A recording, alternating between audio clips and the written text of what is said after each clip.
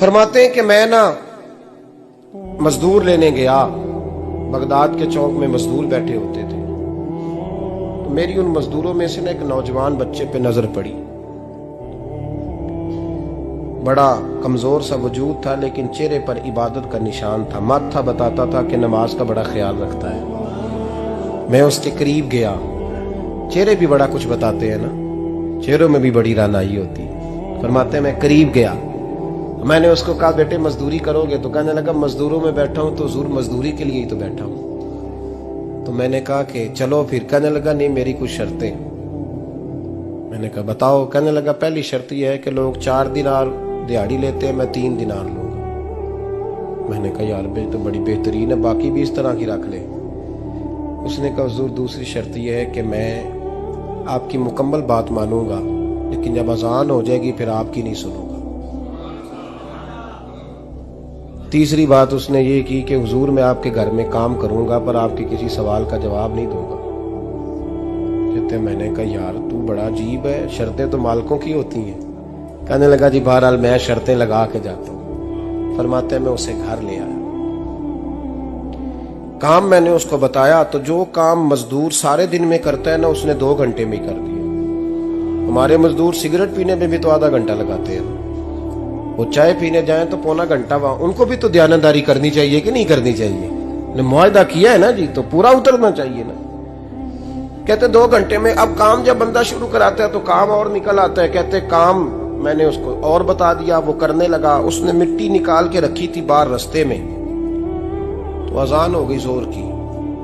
उसने वहीं कुदाल छोड़ी कही और चलने लगा। तो मेरा बेटा कहने लगा इसको जरा बराबर कर दो। कहने लगे चुप कर जा, तेरे बाप से बात हुई थी, जब अजान होती है तो मैं किसी और की नहीं सुनता, सिर्फ अल्लाह रसूल की सुनता हूं। कहते मस्जिद चला गया, नमाज पढ़ के आया तो दोपहर का वक्त था। मेरी बीबी कहने लगी इसको को खाना खा ले। कहते हमने कहा खाना खा लो। तो कहने लगा मैंने रोजा रखा हुआ, रमजान भी नहीं था, नफली रोजा रखा हुआ। फरमाते हैं शाम हुई, मैंने 3 दिनार दिए। तो मैंने कहा तेरा नाम क्या है? कहने लगा मैंने आपसे कहा था मैं किसी सवाल का जवाब नहीं दूंगा। तो वो चला गया। अगले दिन मैं फिर लेने गया उसे, काम कुछ और निकल आए। तो लोगों ने बताया वो सिर्फ हफ्ते वाले दिन आता है। मैंने कहा क्यों? कहने लगे जी वो कहता है मेरा हफ्ते का खर्चा 3 दिनार है, जब 3 दिनार कमा लेता हूं तो बाकी सारा टाइम अल्लाह रसूल की जिक्र में गुजार दिया करता हूं। फरमाते हैं जी अगले हफ्ते मैं फिर लेने गया। मैंने पूरा हफ्ता इंतजार किया कि काम उसी से कराना है। मैं जब गया तो मैंने कहा चलो। कहने लगा मेरी शर्तें याद है ना? और मैंने कहा याद है भाई, साथ चल। फरमाते हैं काम कराया। 2-3 हफ्ते वो आता रहा। एक हफ्ते में गया तो लोगों ने कहा हुजूर आज नहीं आया। क्यों? कहने लगे बीमार हो गए। कहाँ घर है? कहने लगे बगदाद के कब्रिस्तान के पीछे जो कच्ची आबादी है उसमें रहता है। फरमाते मैं गया, दरवाजे पे दस्तक दी तो कहने लगा हुजूर आप हैं? दरवाजा खुला है, आ जाइए। फरमाते हैं मैं अंदर गया तो मैंने कहा तुम्हें कैसे पता चला मैं आया हूं? कहने लगा हुजूर अल्लाह वाले हो, आप नहीं आना था, वरना अमीर तो गरीबों का पता लेने कोई नहीं आते। कहते मैं करीब गया तो कहने लगा मैं आपका इंतजार कर रहा था, तेज बुखार है, तप रहा। जेब से कुछ पैसे निकाले। कहने लगा ये पैसे रख लें। एक अंगूठी निकाली। कहने लगा हुजूर आज रात को मेरा इंतकाल हो जाएगा, इन पैसों का कफन खरीद के सुबह जनाजा पढ़ के मुझे दफन कर देना, और जब दफन करो तो ये अंगूठी लेके असर के बाद हारून रशीद के पास जाना। आप उसे कहना मैंने मिलना है पर वो आपको टाइम नहीं देगा। आप उसको आवाज दीजिएगा कि तेरी एक अमानत है मेरे पास। फिर वो आपसे मिलेगा तो अंगूठी दे दें, फिर आप मेरी तरफ से फारिग हैं। हजरत फरमाने लगे तेरा नाम? और कहने लगा हुजूर वक्त थोड़ा है, आज रात मैंने जाना है, बड़ी लंबी माफी मांगनी है रब करीम से, अगर मुनासिब समझे तो मुझे अपने रब से तन्हाई कर देने। फरमाते हैं मैं आ गया पर उसकी बातों ने मुझे सारी रात सोने नहीं दिया। फरमाते हैं सुबह बड़ी मुश्किल से सूरज निकला, मैं गया दरवाजे पे हाथ रखा तो दरवाजा खुला हुआ था।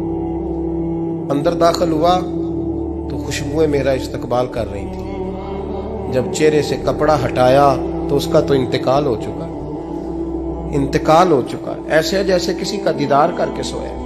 कहते मैं तो 2 आदमी ले गया था जनाजे पे, पर पता नहीं दुनिया किधर किधर से आई, कहां कहां से। अखां जदों मीटियां जमाना मैनू रोवेगा, अपना ते अपना बेगाना मैनू रोवेगा।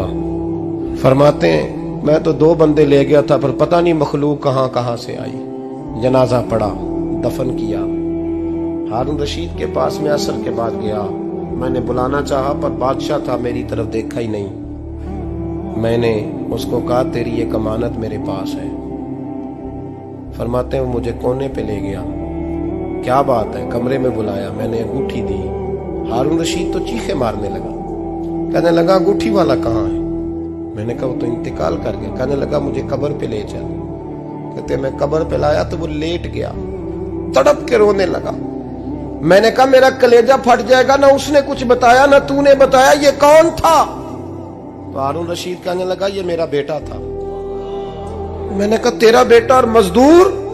कहने लगा हुजूर ये हजरत दाऊद ताई के पास बैठा करता था, उनका मुरीद था, मुझे रोज कहता था अब्बा तूने बड़ी दुनिया इकट्ठी कर ली है, मरते वक्त तुझसे टांगे समेटी नहीं जाएंगी, इतना हिसाब नहीं तू दे सकेगा।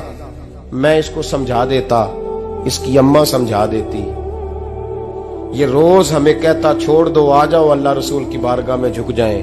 हम समझ। एक दिन ये चला गया, कहने लगा फिर तुम्हारा रास्ता और है और मेरा रास्ता और है। ये सोने की अंगूठी गलती से इसके पास रह गई, गलती से हीरे की अंगूठी चली गई। कहने लगा देखो मेरे बेटे ने आज वो भी वापस कर दी है। फिर तड़प के कहने लगा हारून रशीद था तो ये मेरा बेटा, पर मेरा मुर्शद निकला, मेरा पीर निकला। भाई जिंदगी तो बड़ी थोड़ी है ना। बाबा साहब ने कहा था उठ फरीदा सुत्या, और दाढ़ी आ गया ही पूर, अग्गा नेड़े आ गया, पिछा रह गया ही दूर। उठ फरीदा सुत्या खलकत वेखन जा, मते कोई मिल जाई बख्शिया ते तू ही बख्शिया जा। उठ फरीदा सुत्या झाड़ू दे मसीत, तू सुते रब जागदा, तेरी डाडे नाल परीत। मेरा रब हमें भी अपनी बारगाह में कबूल फरमा।